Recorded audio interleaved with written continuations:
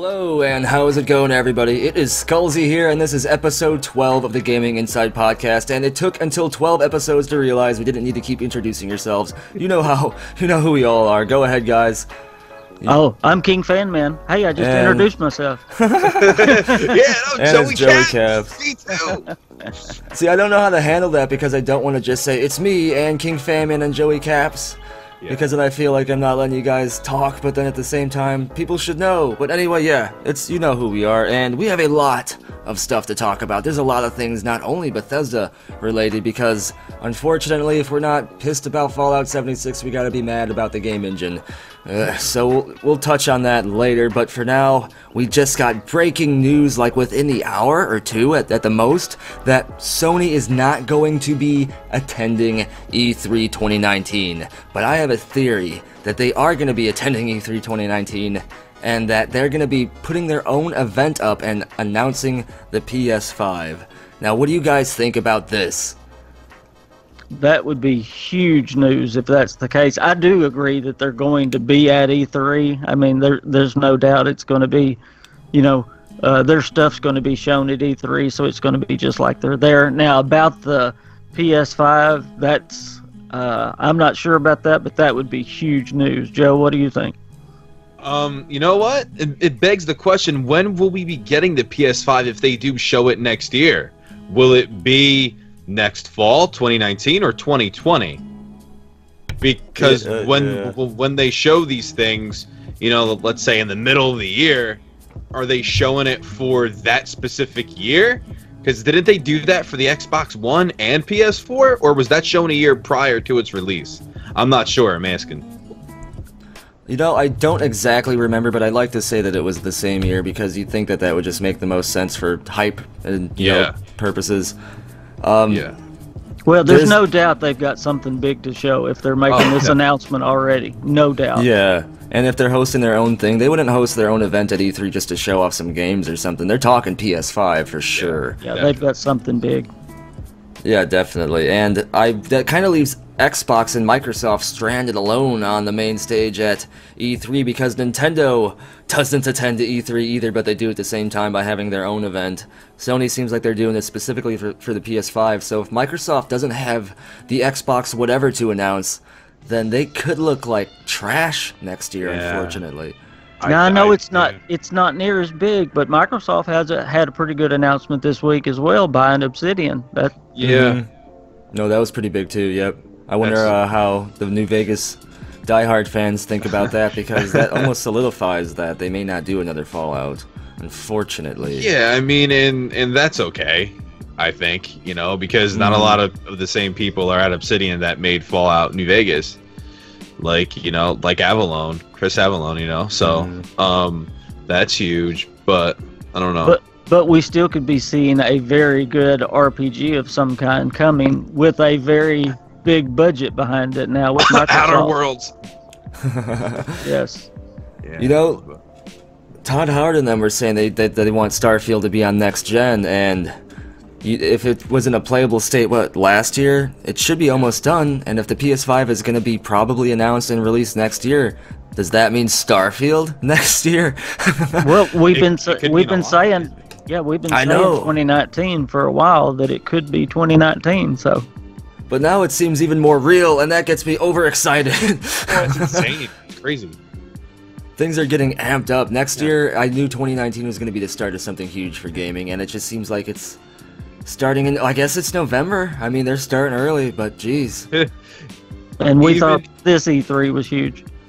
Even with Microsoft, like you said, they're going to have the stage to themselves, and it might be a little, not awkward for them, but a lot of pressure on them. And we're most likely getting Gears of War 5 next year, so that they have that, probably Halo, but is that enough to answer for the whole, conference, the whole thing? No, I don't think so. So I think that's more of a reason, because Bethesda, now this is just me grasping at straws at this point, Bethesda and Microsoft do have a decent working relationship, so maybe it's like, hey, can you not rush it, but if it's playable and you want to announce it, maybe we'll base E3 around Starfield and do something with Microsoft and Bethesda with Starfield. If they had to do that, you know, so that would be kinda pretty cool. huge. You know, That is interesting. Who knows at this point? But I think Microsoft could try some things, but I don't think it will top an announcement of a brand new console. Maybe Starfield and Elder Scrolls 6.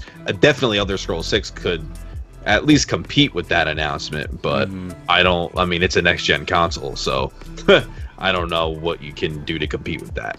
Don't you think if the PS5 is coming out though that Microsoft knows and they're going to be right there with theirs? Oh yeah, for sure. What if it isn't ready? Oh, you know they know and they're ready. They're sitting there waiting. Yeah. Yeah, I'm sure they started on this like right after the launch of the 360, if not even before. You know, and that's, you know, you mentioned Starfield being announced specifically at Microsoft's conference. That's interesting because there have been 4chan leaks like last year and maybe even the year before about Starfield being announced in, I forgot the year it said, but it did say it would be specifically at the Microsoft E3 conference. So while most of those are, you know, most of those leaks are on 4chan are bullshit, there have been some true ones. I had no idea. It's kind of cool. yeah, this is old stuff. Like maybe 2 years ago, but no, definitely this happened at least a couple times on 4chan.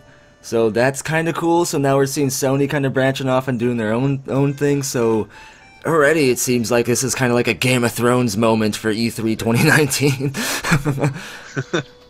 You know, I was telling Joey the other day about Obsidian. I was a little worried about Microsoft buying Obsidian, hoping that they don't lose their identity. You know how when E3 buys a company, sometimes they kind of get swallowed up by the E3 machine. I don't want to see that happen to Obsidian because Obsidian has that identity as that RPG, you know, that good quality RPG maker, and I sure don't want to see them get swallowed up by Microsoft. Do you see that happening? That's interesting. One thing that comes to mind is I think BioWare used to be partnered with Microsoft back when Mass Effect, the first one, came out. And then they got taken over by EA and then slowly dissolved into a husk of what they used to be, as EA does and as most parasites do. So I wonder if Microsoft wouldn't do that and somehow EA talked BioWare into coming over somehow. I'm not sure. Honestly, I don't know too much about Microsoft as a company to really give a educated opinion. I'd like to say I don't think they would. They have a lot of making up to do because people have been mad at them since last E3. Their console now, the Xbox One X, is the best gaming console out there, but it took until the end of this generation for them to get that out there. It is better than the PS5 in terms of specs. That's the only reason I'm saying that. But yeah, so who knows, man? I think that they want to play it safer, but not... I think it's going to be all about gaming, and I think they're probably going to do better. I don't mean safe as in boring, but I think they're going to be very wary, whatever I'm trying to say. They're going to be very careful of doing something wrong this time. Well, and I think they have like 10 steps planned ahead. You think about New Vegas. You know, everybody loves New Vegas. The only thing that held Obsidian back was their size and the budget. If they had more money behind them, more people behind them, think about how good they could be. Well, Microsoft has the money and has the people, but I don't want Obsidian to lose their identity. That's what I'm talking about. They've been hiring for a next-gen RPG. I found listings for that, so maybe they are doing something and they partnered with Microsoft. Maybe Microsoft gave them some money early on to just get them started, and they just kept this partnership or merger or whatever it is secret, just kind of like how Bethesda did with their new studios, Austin and Dallas.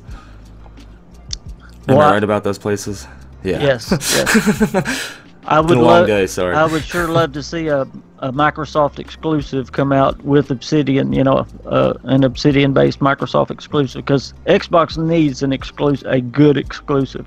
They have nothing compared to, you know, me and Joey was just talking about this the other night. They have nothing compared to the PS4. Nothing. They don't. There's nothing. True. I mean, like I said, you have Gears of War, but it's not what it used to be. How long ago was Gears of War 4? 2016 was when it was released. Yeah. That's when Gears 4 was released. Yeah. But talking about how with Microsoft they bought Obsidian. What about I'm sorry if I pronounce this name wrong, but in Exile Entertainment, they developed Wasteland 2. Okay. They were also purchased by Microsoft. So that's a post-apocalyptic role-playing game. It's like the first few Fallouts, how they were.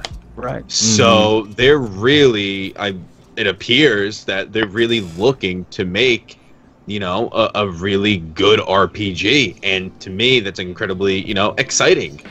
Especially with Cyberpunk, that's on its way soon. And I feel as fans, personally, we're lacking that true role-playing experience, especially as console players. We haven't had that in years. Maybe since Skyrim. Yes, Fallout 4 was an excellent game, but it did lack RPG elements in it. So it's like we haven't had this true role-playing experience in quite a long time. Cyberpunk will bring us that, I feel.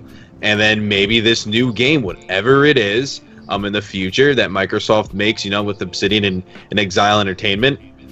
Again, I'm sorry if I'm saying that name wrong, but I feel it's good because it's showing that not everybody is looking at multiplayer games. They still care about single player games. Right. So I think this is incredibly important. That this is all happening, especially right now, considering. With everybody being afraid that, our single-player games taking the back seat to multiplayer games, and they might be, but this is a great sign and a great step, I feel. I agree. It would be interesting to know if Microsoft is working on the next-gen games already, or are they working on this gen? Oh, they're definitely working on next-gen. There's so many companies with job listings for next-gen, and I know someone that told me they're working on Modern Warfare 4, so there's probably multiple games already worked on, and some of which are almost finished. I mean, look at Starfield. That's supposed to be next-gen, and it was in a playable state last year. Yeah, that's crazy. So next-gen is probably already in some people's hands right now being tested, and I'm not even talking about the game developers testing their own products. I'm talking about the actual game testers before it goes out for production, and that is extremely crazy, and it's getting me so excited, and it's ridiculous because it's only November 15th. Yeah, I know. Wow. Skullzi, when are you getting married, bro? You're getting married soon, right? Or are you already married? No, we've been engaged for a little while now. We keep wanting to get married. Years. We keep wanting to get married, and then stuff happens, and we don't want to just make it like a signed paperwork. We want it to be something a little special. The reason why I asked that question is because next year I'm getting married, July 7th. Yeah. So next year. So that will be around the time when we hear that all this hoopla about next-gen consoles. Well, I would love a next-gen console as a gift, so just saying, if anybody out there, right on, check out my channel, my Patreon's right there, donate as much as you want so I can go and get this next-gen console eventually. So are you registering with Xbox or with Sony? Whichever one they want to bless me with, whatever. It doesn't matter.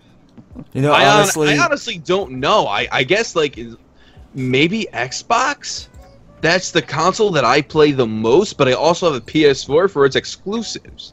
Well, Xbox 360 seems like they won the competition, and now PS4 has won, so maybe Xbox will win again this next gen. Yeah, who knows? Maybe Xbox, but then again, my favorite sport, baseball, it's only on the PlayStation. MLB The Show, phenomenal game for all you sports fans. If you are a sports fan, you're listening to this, but MLB The Show is a great game, and it's only on the PlayStation, so that's why I really have it, and The Last of Us 2 as well, but... See, I'll probably go Xbox because that way I can do cross-play with people on PC. I have some friends who play on PC. My fiance plays on PC too, so that way she can either be on the Xbox and I could be on the computer, and we can play certain games together. Because I have the feeling that, well, you can already do that now with Microsoft, but I have the feeling that next gen is gonna all be about cross-play. It'll be more seamless. Oh, definitely, it'll be a lot more seamless, and I think that.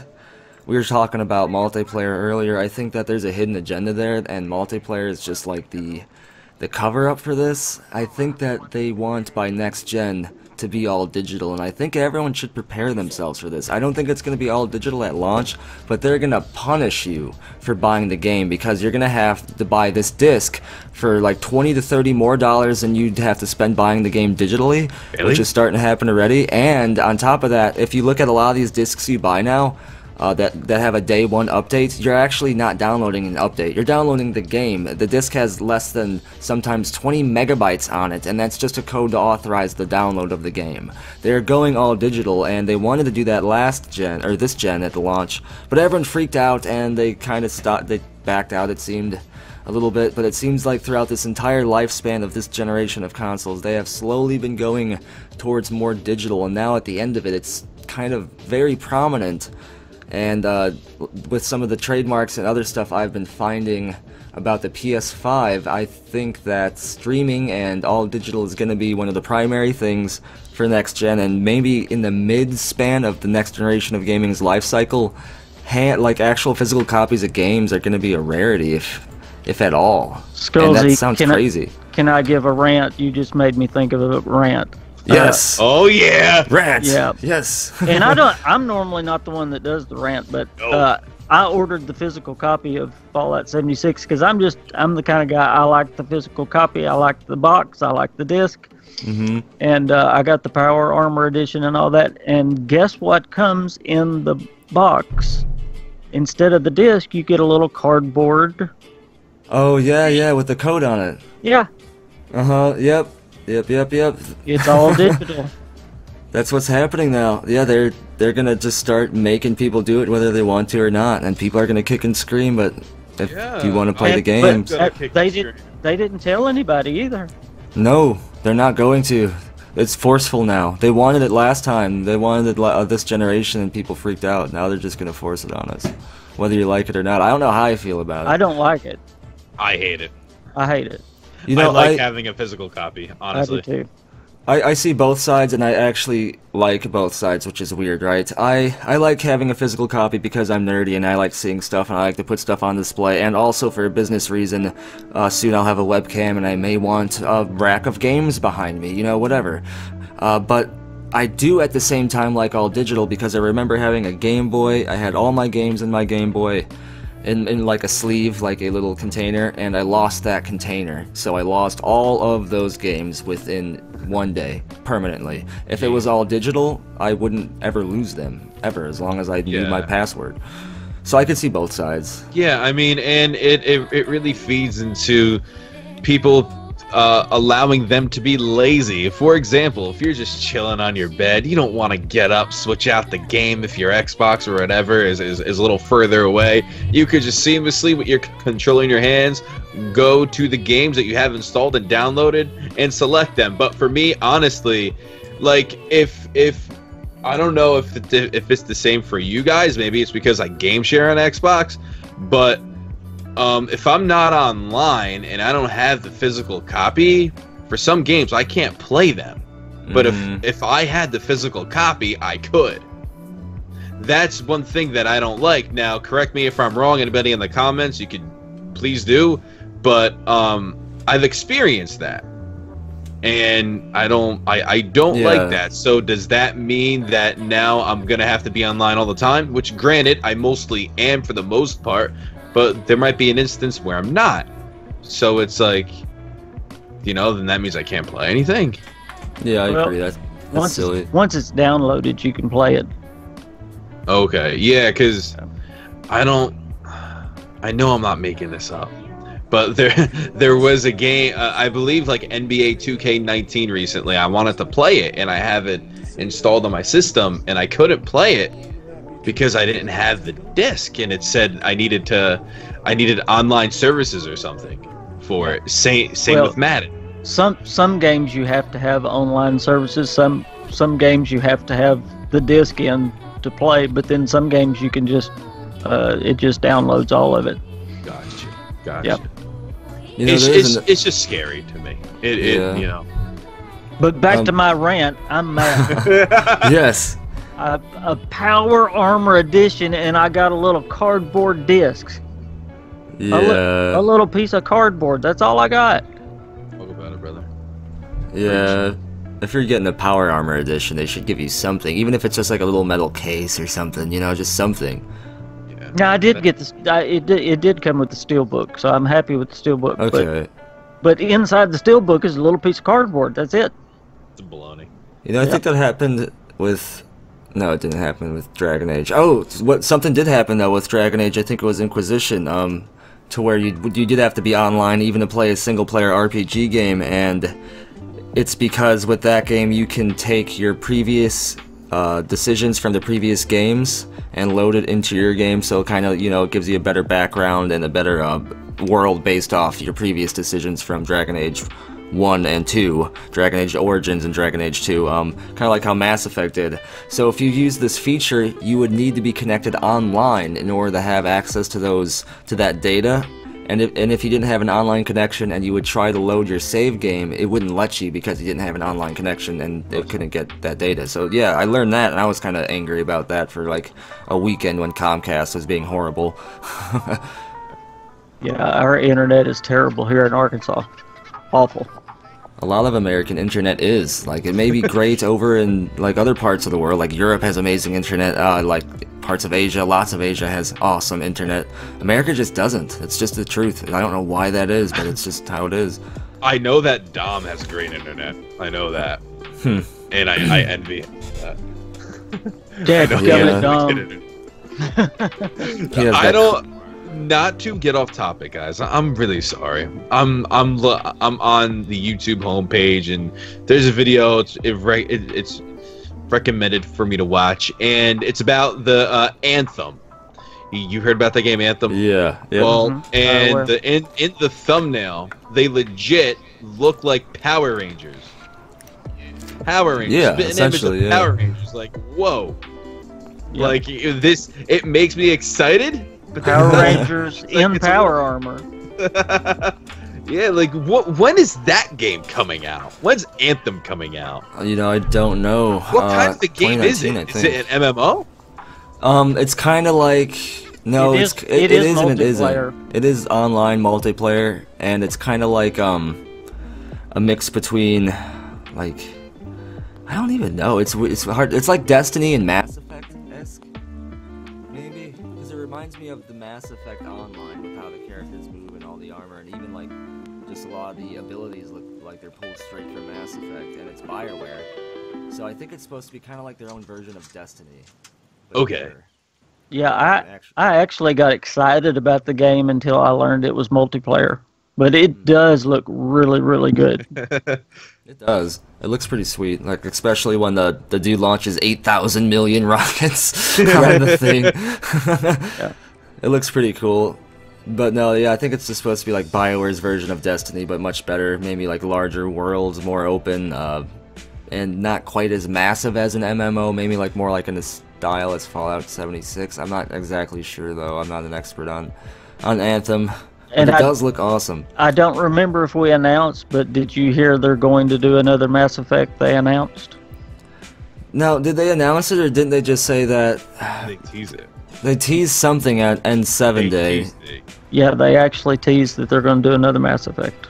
Yeah, they in a promo video they teased it. Mm-hmm. The general manager of BioWare had a nice little his cup of coffee. Yeah, the Commander Shepard one, yeah. Yeah, and then everybody, he's saying, you know, he said he mentioned a new Mass Effect game, and people are saying, oh, Mass Effect 4. So I think that's really cool. Maybe that'll be on next gen. Who knows? Well, it would be Mass Effect 5 It'll be now. 5, yeah. Well, no, well, Andromeda was 4. Andromeda though, so it might be there's 4. Andromeda, so it might be 4. Yeah, you're right about that. If it continues Because Shepard's if that's story. the case, yeah, Are if they that's the case. They're just going to ignore that Andromeda was even there. Well, Yeah.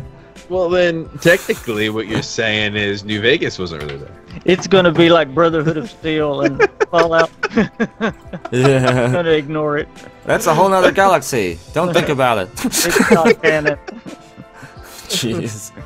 I'm going to be like Joe, and I'm going to change the subject. There's been a lot this week talked about the engine since. Oh no. We're going to get off by the way. Oh, I got to get Skullzi to rant, but no, not getting in the drama or anything like that. But I do want to talk about the Bethesda engine because it has been talked about, and I'm not just talking about the stuff on YouTube.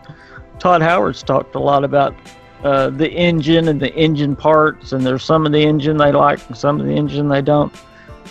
We know there's a new engine coming, or at least a lot of new parts to the engine coming.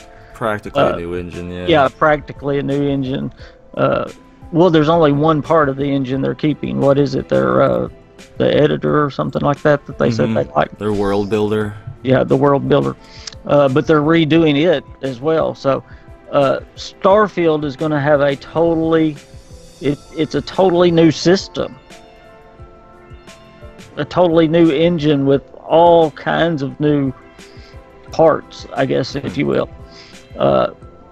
As we've said many times on this podcast, it's been called the next leap in gaming.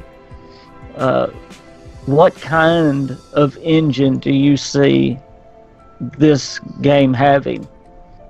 What could it be compared to in gaming, do you think? That's a good question, and I'm not sure, but one thing that does come to mind, and this is what people should pay attention to when they're yelling at each other about the engine. Some people, I get it, it's confusing. It's a new engine, but it's not at the same time. But practically just consider it a new engine, and especially because Todd Howard said that the main reason they haven't made Starfield is because they've been waiting on this technology to do so, and now they have it. Yep. If they have ever talking about new technology, I'm sure they would be talking about it when they have a new engine. That sounds exactly what he's saying, and people need to keep that in mind. It seems they conveniently forget, and they like to cherry pick what Todd Howard says to just make Bethesda look bad. Well, again, it's semantics. I mean, it's all new parts, so you can either say it's a new engine or not. But yeah. I mean, it's all new parts. So, what my point is what is this engine going to be like now? Because it's not going to be like the old engine anymore. Is it going to be like? Is it going to be like the Cyberpunk, that type engine, or is it going to go beyond that? I think it could be a combination of.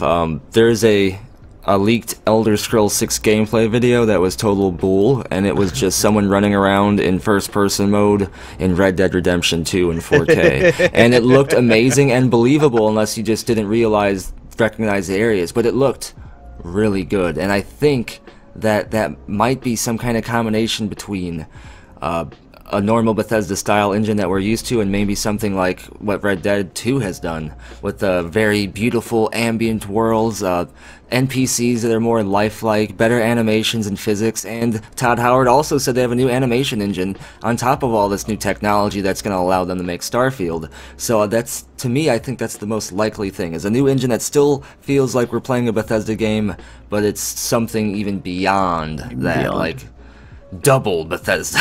Right. So maybe the Rockstar type look, like Red Dead?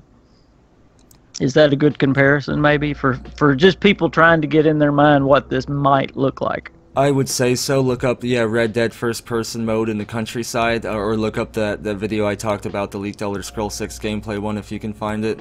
Yeah, I would say that, but I also mentioned Red Dead specifically for mostly their physics, because their physics is very good. The gunplay is a little weird, but everything else feels great. When a horse hits a tree, you fall off, you don't just bump off and keep going, you know what I mean? Yeah.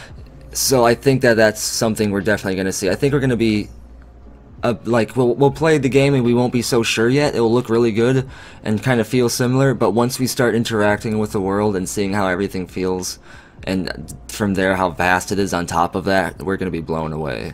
Wow. But, don't shoot me, guys. Don't scream at me, please. I'm just warning you right now about what I'm going to say. At the end of the day, though, every time when I've played a Bethesda game, no matter how long I've played it for, I've always had fun and I've always enjoyed it. And me personally, call me crazy, but I've never had an issue with the engine. it was for me. It was always gameplay and content for me. And if the gameplay was good, the content was good, I never really cared about the look. Now I know, correct me if I'm wrong, engines could help make the world bigger, right? They can make it more believable. Yeah, there's so many working parts. So like there's great. It's like, you know, it's there's so many positive things that go into it. I know, but it's just like at the end of the day, for me, it was never a priority, if that makes sense, for Bethesda to change the engine, because maybe I'm just crazy. I don't know. I'm content with how it is now.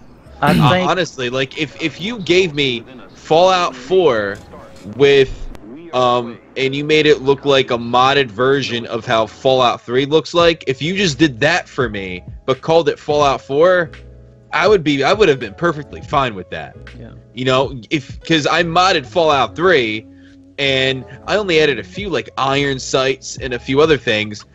It changes the game. And it made the game a lot more fun combat wise. So it's like, at the end of the day, what's really the big deal when it comes to an engine? I get it if you want it to be more believable. Okay, I understand. But for me, it comes down to content and it comes down to the gameplay. And for me, with Bethesda games, I've always enjoyed it. I've always had fun. So to me personally, I just think this whole engine thing, people complaining about it, is a little overrated. Because for me, I'm enjoying the heck out of 76. I think it's fantastic. Stop complaining about the engine and about the graphics. It is what it is. Just take it for what it's worth. It's better looking than Fallout 4. The map is so much bigger than Fallout 4's. But yeah, I'm having a great time with this engine, whatever the heck you want to call it. And I just honestly, I think it's overrated. I think people are nitpicking at that point with a new engine. You know, it's like, it matters about gameplay. That's it. For example, look at NFL 2K5. It's a sports game, and it's 13, 14 years old now. And to this day, it has the best gameplay of any football game. The best gameplay. And the graphics are PS2 graphics. So just think about that. A 13, 14-year-old game. Still the best gameplay for a football game. So it's like, at the end of the day, for me, it doesn't matter what engine you use, or, you know, it's just, I think it's overrated. Yeah. Correct me if I'm wrong, or disagree with me, whatever you want. I think what Bethesda's engine is lacking in most, if you had to boil it down to one word, would be smooth. It needs it needs to be more smooth, and I think that's what Red Dead Rockstar's engine has that Bethesda's don't right now, is smooth. It needs to be smoother. Definitely, I agree. I agree with you there, 100%. Yeah. And it's almost like a double-edged sword. I think the main reason people are complaining about wanting a new engine is because there are a lot of buggy issues with Bethesda games, like especially when they launch, but I don't think it's anything too beyond crazy. Skyrim was a little buggy, I guess, at launch, and Fallout 4 was, but they got patched pretty quick. But the thing is, when I think of Bethesda, I think of all these amazing modding options, and then people love Bethesda for the mods, but then when they're talking about the engine, suddenly they hate Bethesda because they're like, oh, modders come in to do what Bethesda should have done. So their opinion changes depending on the phase of the damn moon, and if Bethesda built a whole new engine, we would be waiting even longer for Elder Scrolls 6, and it's likely all that modding stuff would be extremely crippled, if even possible at all, if the community could still just as easily put these mods out, if it would take them much longer to learn this new engine. And speaking of a new engine, I think it was like 2014 when there was a rumor going around that Bethesda Game Studios was making a new game engine, and that's why we might not see Elder Scrolls 6 until like 2024 or something, and people were blowing up on Bethesda saying, screw the new engine, we want Elder Scrolls 6. Now, yeah. Well, and we also got to remember, 76's glitches are not coming from the engine, because it's the same as Fallout 4. The it's because we have Quake's engine combined with the old engine. That's where all the glitches are coming from. They're trying to make the multiplayer work. That's why we're having a little bit extra glitches with Fallout 76. Yeah. Yeah, I mean, go ahead. I've had a few personally, but honestly, it's been a fantastic experience. Like it's been pretty smooth. I had a crash here. I have a crash here and there, you know, but it's not like severe.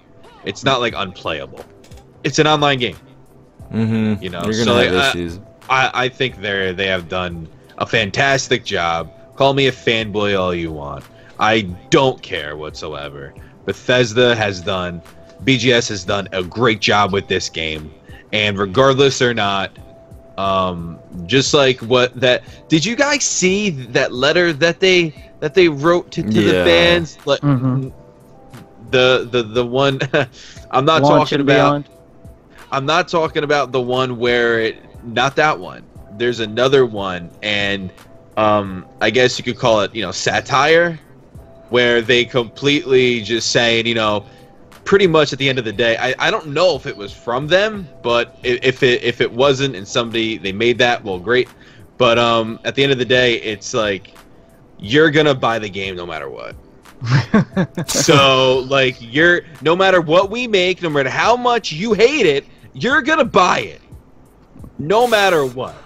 And I saw that. It wasn't from them. It was a fan-made one. Well, it was phenomenal, incredibly believable, made me believe it, and you know what? It's freaking true.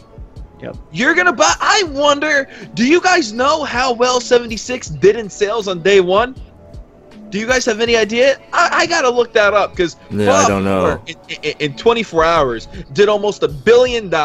24 hours. Red Dead 2, one of the most anticipated games, didn't even make as much as Fallout 4 in 3 days.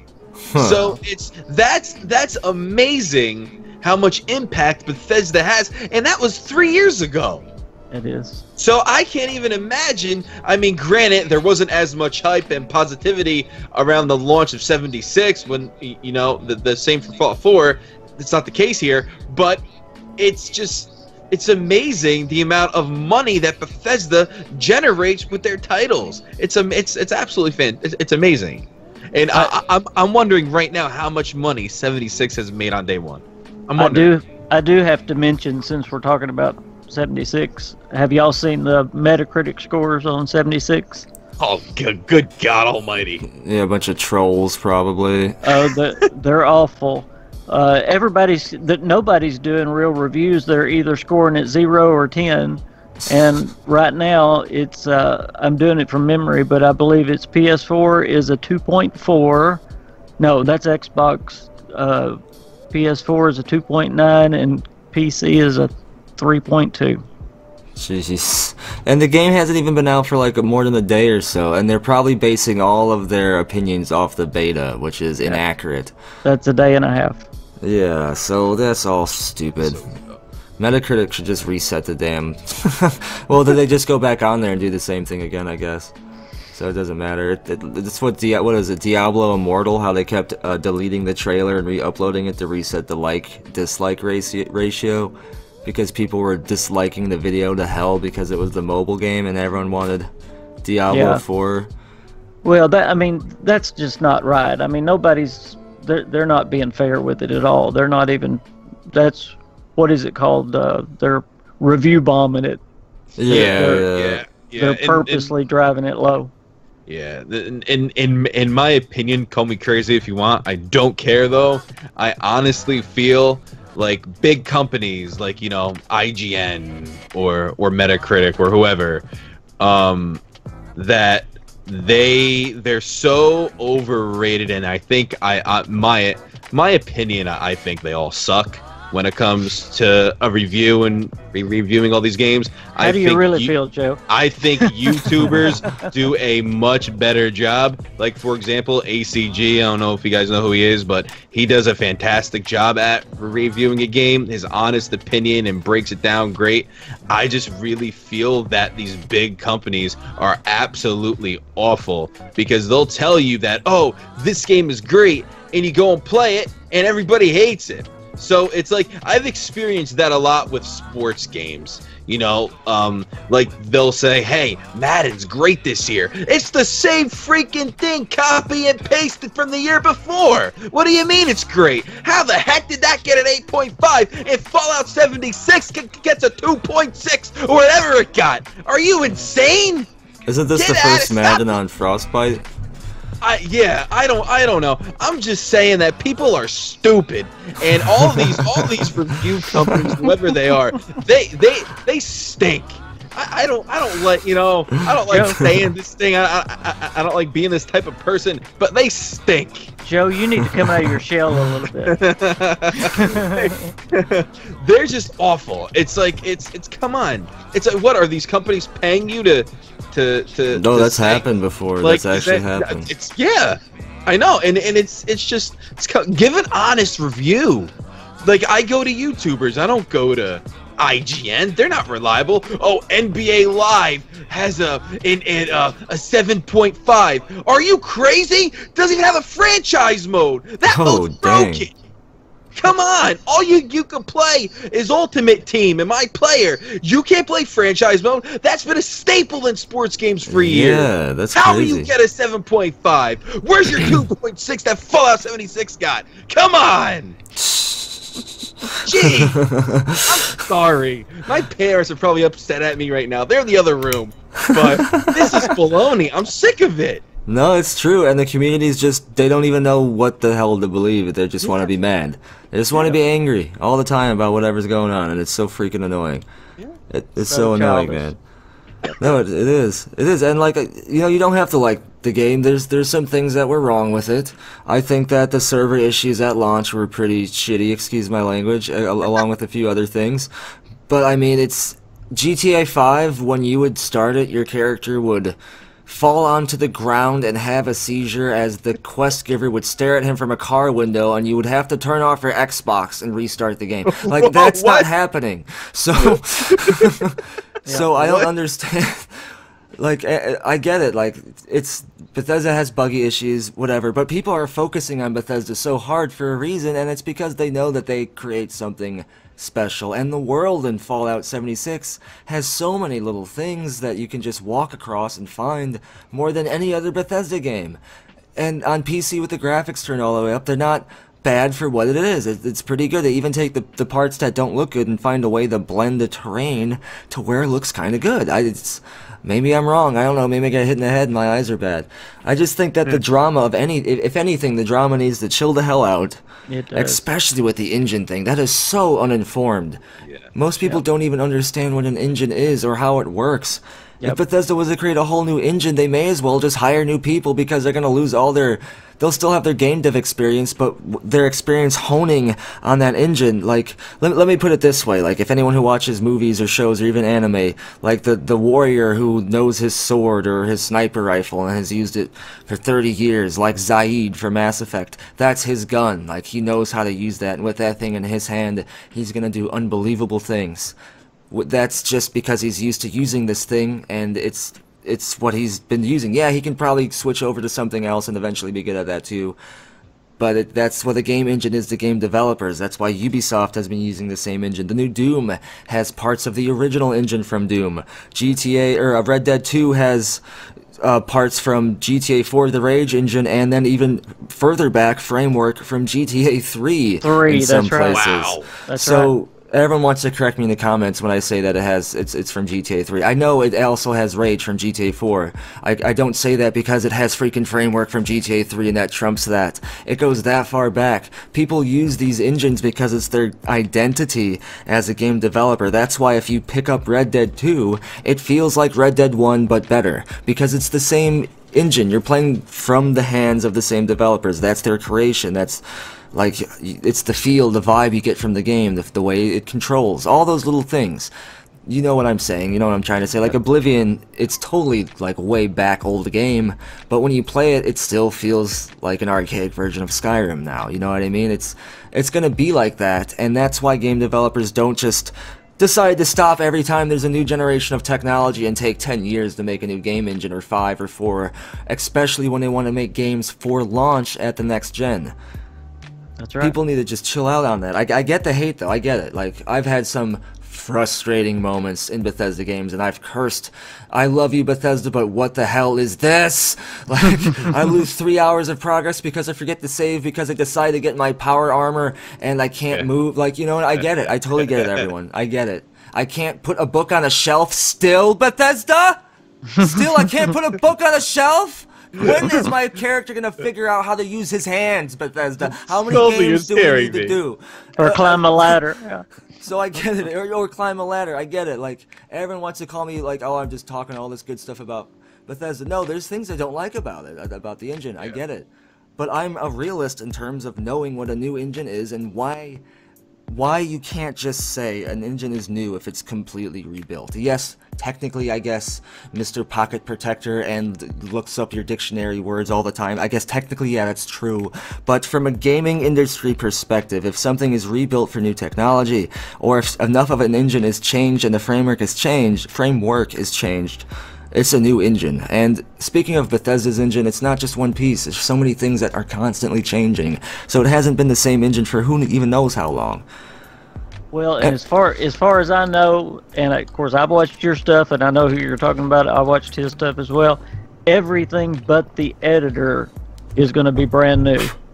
Am I not correct?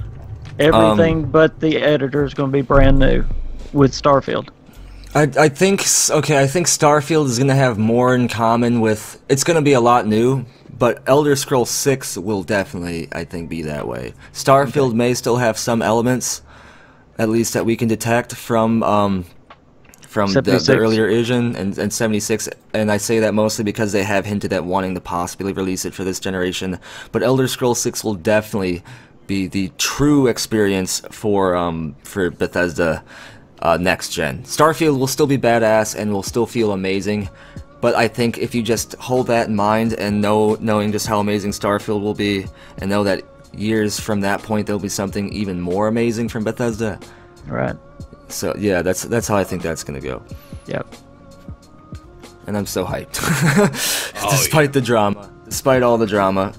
People just need to chill out. Like, you need to at least, it's easy to get mad and to do the mob mentality and to have your voice echoed by several other people so you're all the same person. You may as well just meld together like a Rick and Morty Cronenberg creature, because, you know, you all have to have the same personality, otherwise you feel alone in life and you just gotta go online and make other people feel mad. And that is exactly what's happening. You know, one of the first podcasts I did was called Peer Pressure, Fallout 4 Peer Pressure. When Fallout 4 got all the hate, that's exactly what happened.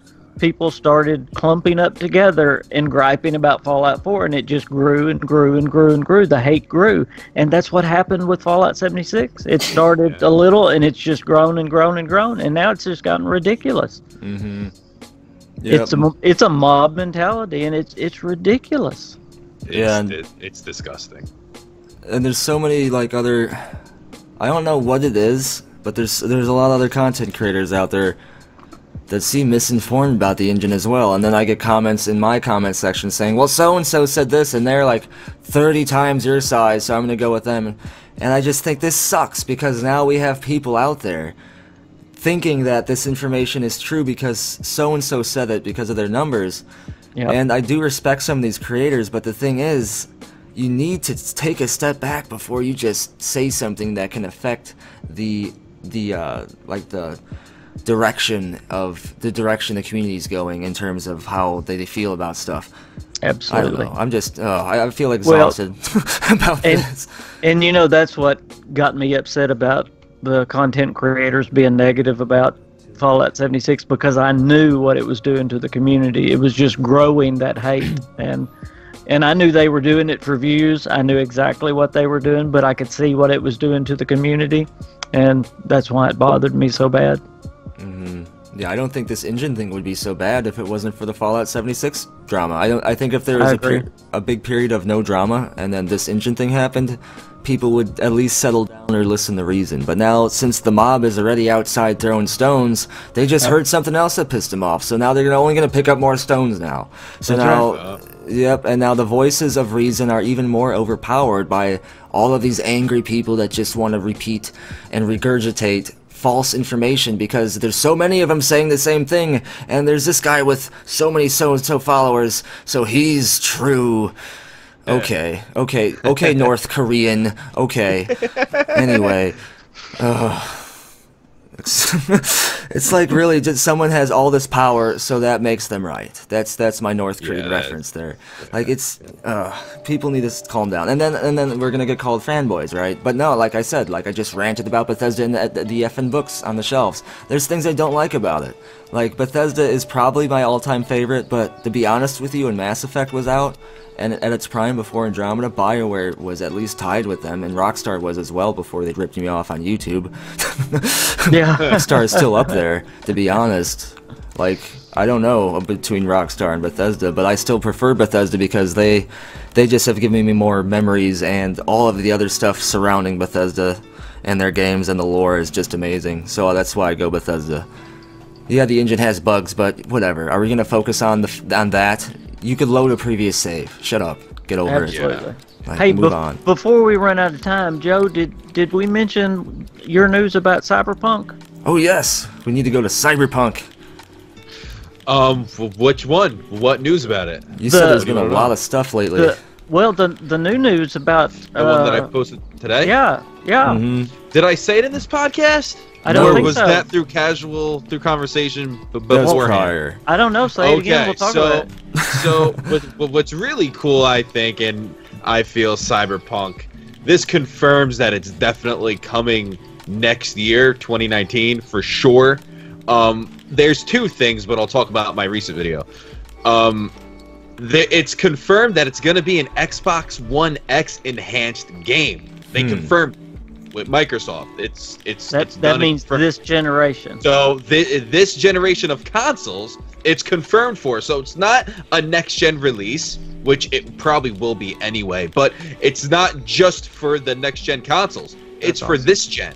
So if we don't get next gen consoles next year and it's in 2020, who cares? You're still getting Cyberpunk, because that this news about it playing on the Xbox One, I feel confirms that we're definitely having Cyberpunk next year. Also, I don't know if you guys heard this either, but CD Projekt Red, they went to the government for funding for Cyberpunk 2077. They got massive money. So yeah, and the deadline for that is the summer of 2019. So what does that mean? I think that fall we're going to be getting Cyberpunk. I don't think it's a summer that fall.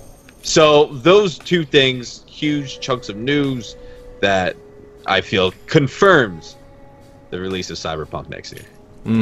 I wonder if it's similar to a trademark thing too, to where they only have to have the game ready for production in the summer, and they're given a certain amount of months to release it. Because that's how it is with it. Because why would you release such a high-profile game in the summer? Yeah, that doesn't make any sense. Like, why would you do that? That's silly. You do it more towards, with the holidays, late October, mid-November, around there. Unless you're a sports game, you don't do that. Another 2019 game. Golly. I think Starfield's trademark expires around August or something. So, or June. So, I mean, it's kind of the same thing. No, this is their last one, I believe. It's their fifth one. Really? Yeah, I believe it's their last one. I could be wrong. They may have one more renewal, but I believe that they have to do it. Otherwise, they have to... yeah, they do have to... If this happens and that trademark expires and it's exposed for someone else to take it, so they'd have to reclaim it right away, and that's more money and everything else. So they probably don't want to do that, especially because that happened already once with the Starfield trademark. But that is amazing about Cyberpunk, because I think that is going to be something to put to actually go up against some of Bethesda's worlds if they do it right. It just depends. It's like just hearing all this information. If I made videos on the game. And so if you guys want to check that out, here's a cheap plug. Please do my channel. Yeah, definitely. Joe Cabs Gaming. But yeah, everything that I have heard about Cyberpunk gets me more excited by the day. It's going to be an awesome RPG. Wouldn't that be amazing if Cyberpunk and Starfield come out at the same time? I won't have enough life to give. It's like, what the heck's going on? You know, we've already talked about The Witcher and Fallout 4 came out at the same time, and now Cyberpunk. And yeah, well, now Starfield. Man, you bring up The Witcher. That came out in May. So really, at the end of the day, who knows? Yeah, that's true. Who knows, actually? Who knows? I mean, we haven't heard anything about a release date for Cyberpunk. And so, do you think it would be a bit too late to say, hey, the game's coming out in May? It's almost 2019 already. Do you think it would be too late? I mean, I don't think so. No, I don't think so. So, I think I'm backtracking a little bit. We could be seeing it in the summer. It's possible now that we know. Yeah, now The Witcher was out in the summer. I didn't know that. Yeah. Huh. Wow. So maybe a release date in February, taking a page from Bethesda. That works for me. And there you go. I'm ready. Cyberpunk in the middle of the year. I'm buying it right now. I'm gonna stay inside next summer. Man, I'm getting married. Dang it! Nope. You gotta go. You're being Cyberpunk world. Sorry. That would be a good wedding gift right there. Oh, there you go. Yeah. Hey guys. Cyberpunk. Hey, hey, Skullzi, do we have time to answer or read any comments? Yeah, I was actually just looking at that. We have. See, great minds think alike. Yes. Let me see here. I knew we were getting close. Let me look back. I need to look up specifically comments from. Yep, from I think podcast. I know exactly what I'm getting Joe for a wedding gift. You're gonna get him a toaster. The toaster with Cyberpunk sticker on the side of it. Cool. Yeah, I got some comments up. I don't want a toaster though, guys. You don't want a Fallout toaster? Your wife might. You want the New Vegas toaster that takes over I the can world? just buy myself a toaster. That's baloney. You know, the guy normally don't get anything for the wedding. It's always the girl that gets everything. Yeah, she could get Cyberpunk. We'll get her Cyberpunk. She wants to get like this super off topic, this soda, like a machine like that makes soda, because I love soda, but I would just put like the sparkling water in there and make it like let's say a Poland Spring water bottle, make it bubbly for me. That's I wanted to get something like that. That seems cool. Yeah, that's what she said. I do not ask me why. I just said that and brought it up, but thinking about the wedding stuff. Does your fiance play games at all? No. She played when she was younger, like Crash Bandicoot, Spyro, that sort of thing, but never really played. Did you hear my wife played Fallout 76 for like 2.5 hours? I saw it on Twitter. The other night? Yeah. She's the first comment, actually. She said Fallout 76 was her first adult video game she played, and it was awesome. She played like 2 to 3 hours, and I mean, did it by herself. And that's awesome. Great. Yeah. That is awesome. Yeah, dude, that's awesome. Yeah, she's and you the know, first comment. It's really the hardest Fallout game to play because you got all the survival aspects and everything, and I didn't show her anything. So she did awesome. She must be a smart lady. Yeah, and the weight's harder too. Speaking of the weight, they need to fix bobby pins. Bobby pins way too much. You're telling me 30 bobby pins weighs as much as a missile? No. That's not right. Yeah, I didn't even notice that. Yeah, the bobby pin's weight is weird. I get it, it's a game balance thing, but still, fix it. Yeah. Let's look for the second comment. Oh, here, I lost it. Where'd it go? Oh, okay. I want to believe 78. They said under a power line tower there is a living room set up on the rock top with a locked door and nothing else around it. I lockpicked the door, and then on the couch there are 2 teddy bears watching TV and drinking beers. That's what I love about Fallout games. You just find that stuff. we were talking about all the teddy bears last week. I love all that kind of crap, and like everyone's been saying, 76 has the best world discoveries like that out of any Bethesda game, really. It is full of stuff. Here's another comment from the opposite side of the fence. Leonard Welshins says, haven't played it and I won't play it. I want single-player RPG. I don't want to play with other players. I want it me against the machine, the Matrix. You enjoy playing with other people, depending on other people and holding hands. Hey, go for it. I won't and I don't. I guess what they're trying to say is if you like playing with other players, good for you, but it's not for me. I won't get the game. You know, I can respect your opinion. At least you're not just blasting Bethesda for it. You're just saying you prefer single-player games. That's totally fine. I get that. So and thanks I do for get your that, opinion. yep. Yeah, that's awesome. See, that's how you give your opinion, community. You don't just curse Bethesda and say all this crap. So yeah, thanks for your opinion, man. Hey, up until this year, I have always been a single-player guy. This is the first game. This is the first multiplayer game I have ever played, so I understand Me too, King. Me too. Yep. I've played a bunch of them, so I can't say. I've played a lot of online ones, but for these kind of games, I would say I prefer single player, but 76 is good. So but you can play this game solo, and it feels just like it does. Yeah, it does. A single player game. It does, and we've touched on the lack of NPCs in the last podcast. We think they're going to be there. It's a progression thing. You're leaving the vault now, so they're not there yet, but they will be. So yeah. Third comment, Zoe Moonlight. She's pretty awesome. She's been watching at least my channel for a while. She says, "What's the music I play in the video?" Some people have been asking this, so I'll just answer it real quick. I don't know the exact names of the songs. I downloaded royalty-free lo-fi music. That's the genre, so just look up lo-fi, L-O-F-I, if you like that music. It's usually what I use for the most part. So sorry I don't know the exact names. I just get royalty-free, so I don't get that copyright claim crap. Copyright. Yeah, Skullzi, I love your music, bro. Thanks, man. I try to make it have its own unique vibe. Yeah. For a while I was using just, normal Bethesda music, and I was like, why?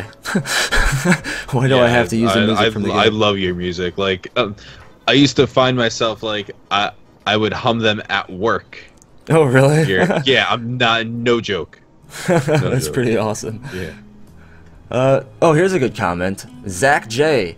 I hope Starfield has space wizards for the inevitable Star Wars mods. That's kind of a good point. That's a very good point. Dude, I hope that the modding community is just as fresh as it has been. That's kind of what I said earlier in the podcast. And they said that they want Starfield to not be the realistic dark fantasy. They want it to be more of like the mysterious magical space kind of world, I believe, correct? I think it will be, yeah. So there might be some form of space magic. So you could be a space wizard. That'd be awesome. I honestly think it's going to be a mix between the two. I do too. There's so much left to the imagination about Starfield, and that's why, like I said, although I love although I love Elder Scrolls 6 and I'm super hyped for it, it's just the mystery surrounding Starfield and the unknown is just so crazy. Yeah. Oh yeah. I mean, the space station or cannon or whatever that thing is itself doesn't look mystical or magical. It looks more, technological. It does, yeah. But yet you think about Bethesda's worlds, and normally they lean toward that magic and that kind. So I would think it would be a mix of worlds, but... No, I agree with you there. I think Starfield's gonna definitely have... It's gonna have a wide range of a lot, I believe, just because of its setting. To be honest, I mean, you're gonna have the space, you're gonna have stations, you're gonna have probably exploring like abandoned space stations in the dark as the sun illuminates red light reflecting off, the freaking metal, and then you're gonna have like a jungle on a planet like 10 minutes later, depending on how you do the game. Maybe, I don't know. I can't wait to see what kind of races they come up with. I mean, this is a brand new IP, with brand new races that they get to dream up themselves. That's just some neat stuff. Oh, I guess we could end the podcast on this. I've been playing Fallout 4 lately with a ton of mods. I'm having a blast. I'm having an unbelievable time. That's awesome. And I came across in the Museum of History, I believe we kind of touched on this in the last podcast, but I don't think we fully got into it because I've been speculating on this more because I'm considering doing a video about this theory, but I don't fully believe in it. But in the Museum of History in Concord, there's that painting of the progression of, you know, American soldiers from the Revolutionary War all the way up until current Fallout times, and it shows people on space with guns and like a lot of futuristic technology and also a rocket taking off from the moon. So that means that they're able to use the moon as a forward launch station to further explore space. So I think that the Fallout universe technology is naturally more progressed because they use nuclear technology more for living and power than war, I guess, according to the lore. I'm not an expert. That's what I know the basis is. So they're far more advanced until they burnt themselves out, meaning that space travel and technology would have equally been more advanced. Now, there has been a leak on 4chan, here we are to that again, saying that Starfield is going to connect Fallout and Elder Scrolls somehow. I would leave out Elder Scrolls and say it might connect Fallout, but I don't believe in that. But it is interesting to think, this is my theory, that what if Starfield was a branch off of the Fallout universe where the world didn't end, or maybe it did end, maybe it did, but you launched before it did. And you are like the lone survivor of humanity going somewhere where there's nothing but other races. Like, you're the only human, period. That's like, cool. Yeah. And you're going to have some of the technology shown in that painting, in that mural. I suggest you guys look this up now. Maybe I'll throw it in the video if I'll write something down so I can remember. Yeah. But it looks like it's Bethesda almost taunting us with what they would do with a space game. It showed so much in that little mural. It showed like him having a very specific weapon. His gear was very specific. It showed like a vehicle, I believe. It showed a ton of stuff, and there is something in there. I'm telling you, I just had a feeling looking at this. And I know I don't believe in a cross-universe theory, at least not entirely, but I don't know. Something just sounds magical thinking that Starfield. Now, I'm with you. I don't want no Elder Scrolls and Fallout, but I would be fine with a Fallout-connected universe. Wouldn't you, Joe? Yeah, I would. Just don't include Elder Scrolls. Let that leave Elder Scrolls alone. Yeah, let it be alone. Yeah, but Starfield, I feel, would have more in common with the Fallout game, with that universe. So just you could do that, but leave Elder Scrolls alone. I think it would be more charming in terms of aesthetic. Like, instead of having like a futuristic high-tech space like computers, you have stuff like Pip-Boys, like, but it's still, you know what I mean? Like, you're exploring space and it's the galaxy and everything. I think that would give it a really cool vibe. Yeah. That's part of why Fallout's awesome. Yeah, Fallout's great. As Todd Howard said, you can do anything in Fallout. You can even go to space. He did say that. He said you can do anything. You can go to space in Fallout. I mean, you can. Well, I mean, there's aliens in Fallout, right? Yeah, in Fallout 3, the mothership. There's a fallen space station in 76. Oh! What do you mean? I gotta play now. Rips out hair. Maybe. I don't have any, though. Maybe there are hints in 76 to Starfield. Ooh, man. Now, and with that, we're gonna end this episode. Tune in for spooky episode 13, even though it's after October. Anything you guys wanna end this on? Any last words? I'm gonna be hunting 76, looking for Starfield clues now. Yes. Yeah, me too. Right now. That's your guys' mission. That's your guys' community, trying to find any secrets. Those Todd Howard secrets. And as always, thank you for watching. Be sure to tune in next time when Todd Howard tells us secrets that the Elder Scrolls 6 is gonna have characters! Ah!